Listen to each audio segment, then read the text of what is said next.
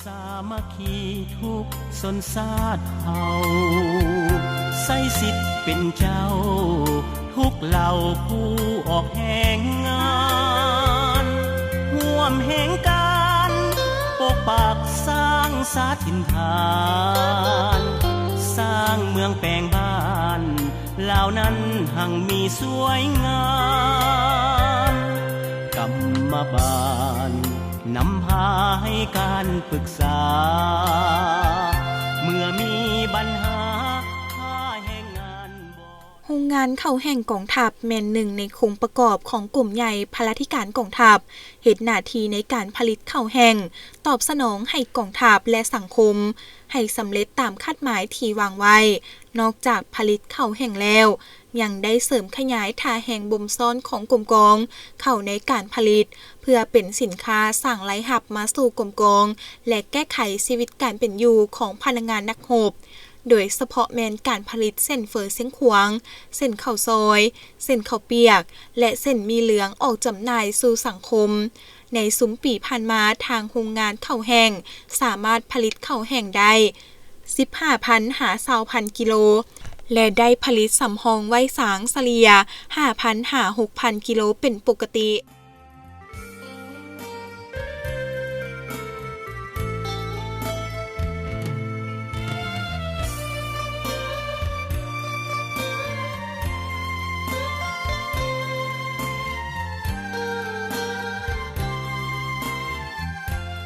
ปฏิบัติตามทิศชี้นำของกรมใหญ่พลาธิการมารวมสมทบกันก็คือกรม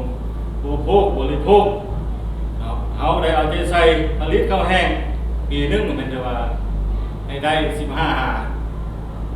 15,000 กิโลและยังได้เอาใจใส่ผลิตสำรองแห่ไว้เพื่อเบิกจ่ายสนองให้ผู้กองที่มีความต้องการให้ดีอยู่สร้าง 5,000 กิโลไว้ครับเพื่อตอบสนองนอกจากการผลิตข้าวแห้งแล้วพวกเรายังได้เอาใจใส่ที่นำบรรดาแขนงการต่างๆเป็นต้นมันแขนงการผลิตเช่นเฟิร์เพื่อขยายท่าแห้งกลุ่มซ้อนในการผลิตแก้ไขชีวิตการเป็นอยู่ให้ได้เพื่อมาปรับปรุงสถานที่ค่ายครูดังนั้นในปีผ่านมาพวกเราได้ผลิตเช่นเฟิร์ข้าวซอยได้ทั้งหมดเหมือน 32,834 กิโลเท่ากับ591 ล้าน 12,000 กีบโรงงานผลิตข้าวแห้งได้ผ่านขบวนการเปลี่ยนแปลงตามการชี้นำพาขององค์คณะภาคกรมใหญ่พลาธิการกองทัพก็คือกระทรวงป้องกันประเทศปรับปรุงความรู้ความสามารถของพนักงานวิชาเฉพาะ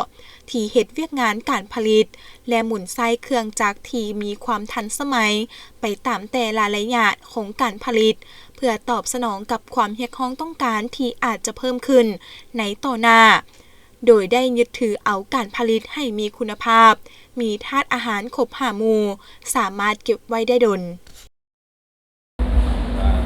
ในการผลิตของพวกเราควรเอาใจใส่มีอยู่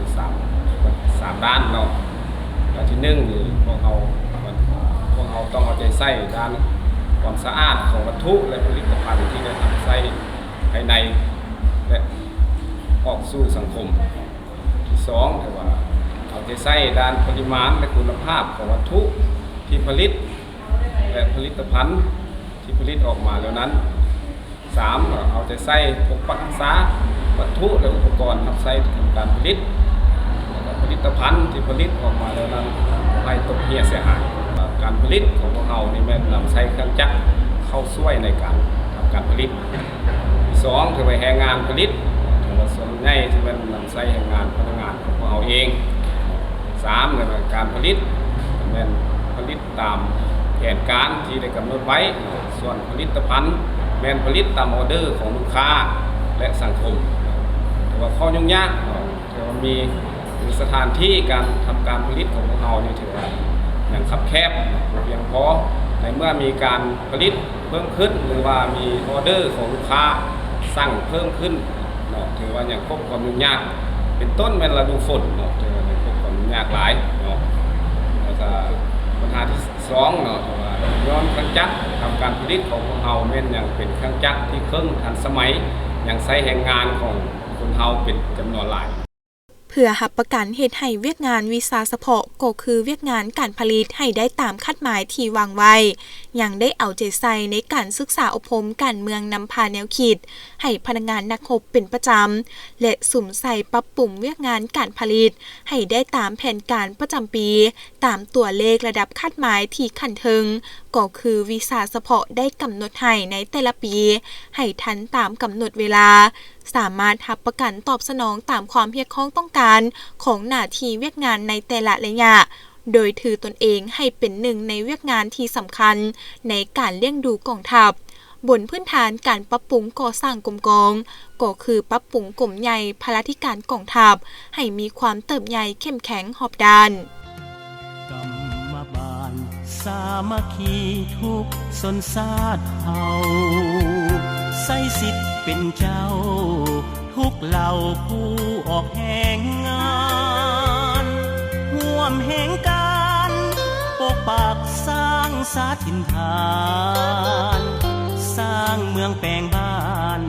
เหล่านั้นหังมีสวยงามกรรมบาลนำพาให้การปรึกษาเมื่อมีปัญหาค่าแห่งงานบ่ยุติธรรมมีการซ่อโกงนอกมองบ่ไหลเงินคำกรรมบาลขอนำอย่ากระทำแนวนั้นต่อกันกรรมบาลการจะตั้งกฎหมายหับหองปกป้องคุ้มครองผลประโยชน์ผู้ออกแห่งงานไกลเกลี่ยแก้ไขข้อขัดแย้งบ่